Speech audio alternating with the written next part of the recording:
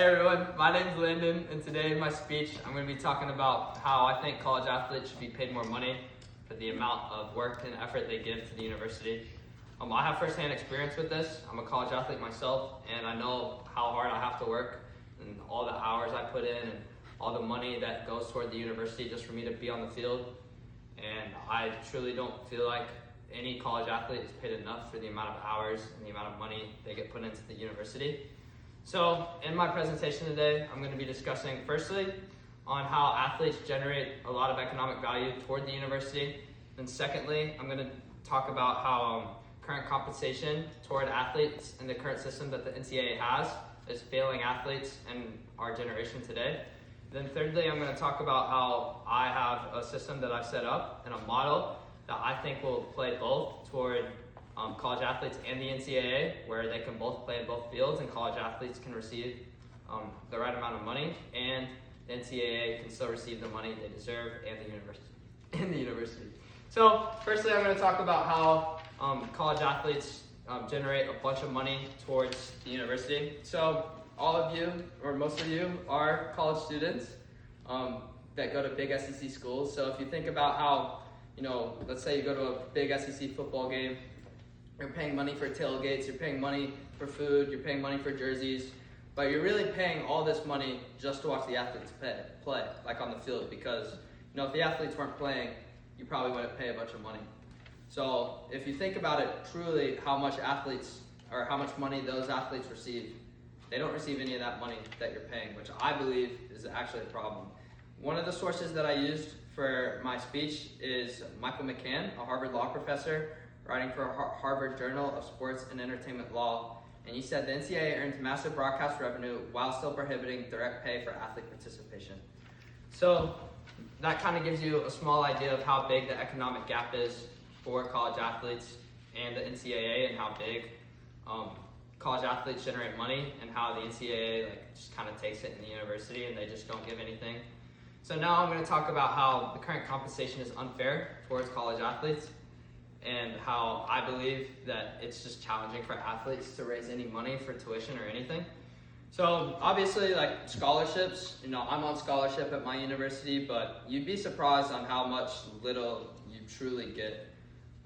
It covers some of tuition, housing, and I know I'm a Division II athlete, so it's not as much as Division I, but at the end of the day, it still doesn't help me as much as I would like and as much as I feel like I deserve. I have friends in Division I who also are still paying $30,000 a semester just for tuition. And I truly believe the amount of work they put in and the amount of hours they have on the field and in the locker room, traveling, they can't have a job. I truly think it's not right.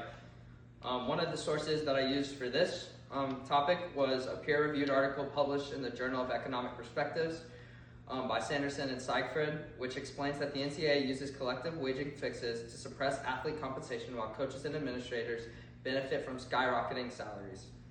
So now that kind of tells you all how the current compensation is unfair and exploitative toward the athletes, and how the university and the NCAA kind of just takes that money and doesn't really give to any of the athletes who I feel like deserve it.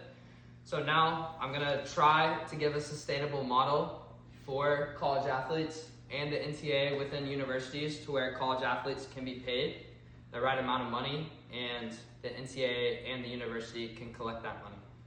So in my model, I'm going to say that revenue sharing trust funds paid at graduation. So that means at the end of graduation, like when you graduate, all the money that you've collected through 4-year university, some of that will go into a trust fund, and over your 4 years, at the end of graduation, you'll collect that money.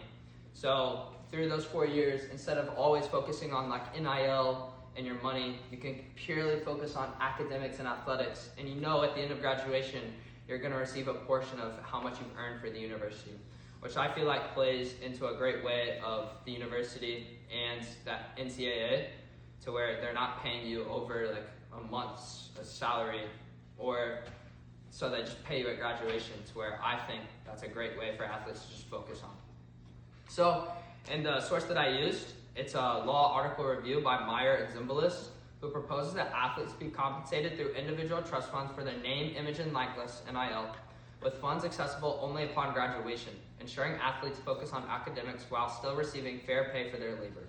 So that's kind of how my model works, and I feel like it would work great for college athletes and the university. So kind of to wrap everything up in my conclusion, my three main points were college athletes generate a huge economic value and they're not paid for kind of what they deserve.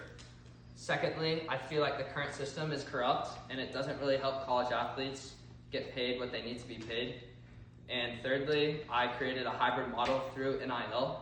By the time they graduate, they'll receive a good amount of money for what I feel like people should deserve, and the athletes who generate billions of dollars toward the university, and they still collect some of that. So in the next 30 minutes, if you're really passionate about the subject, you can do this. You can go visit College Athletics Rights and sign the National Student Athlete Compensation Petition. By taking the simple action, you help not only myself, but other college student athletes around the world help hopefully to receive the money they deserve and provide to the university. So yeah, that's my speech. Thank you, everyone.